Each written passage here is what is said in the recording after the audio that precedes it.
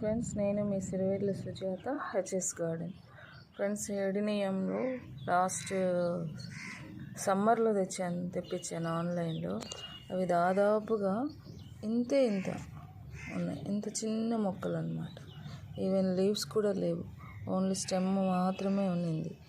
ఇవి last summer నుంచి ఇప్పటి వరకు, సమ్మర్ దాటిపోయింది కదా, 1 year దాటింది. ఇది ఇంత ఉందన్నమాట. ఇలాగా పర్లేదు, చిన్న చెట్టుకే ఫ్లవర్స్ బ్లూమ్ అయినాయి. ఇవి చూడండి, ఇలా ఇప్పుడు స్టార్ట్ అయింది. మేబీ అన్నీ సేమ్ కలర్స్, కానీ ఇక్కడ చూడండి, వైట్ మీద పింక్ షేడ్ ఉందన్నమాట. ఫుల్ పింక్ కలర్ చూపిస్తాను చూడండి. ఆ ఫ్లవర్, ఇందాక మీకు చూపించినటువంటి ఫ్లవరు ఆ చెట్టుతో పాటు ఇది కూడా తెప్పించుకున్నా. చూడండి, ఇది ఒక కలర్ అన్నమాట. ఇది 250 పెట్టి ఇక్కడ నర్సరీలో తెప్పించానండి. ఇది ఈ కలర్ అన్నమాట. చూసారా, మీరు చూసిన 3 కలర్స్ 3 షేడ్స్లలో ఉంది, కానీ సేమ్ వైట్ అండ్ పింక్. చూడండి, ఇది ఒకటి వైట్. ఇక్కడ చూడండి, ఇది ఒక షేడ్. దాదాపుగా సేమ్ కలరే అయినా సరే డిఫరెంట్ కలర్సే. సేమ్ కలర్ అయినా కూడా షేడ్స్ డిఫరెంట్గా ఉంది.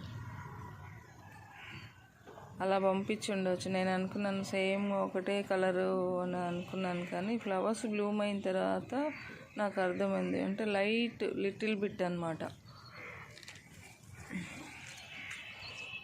దీనికి చూడండి ఫ్రెండ్స్,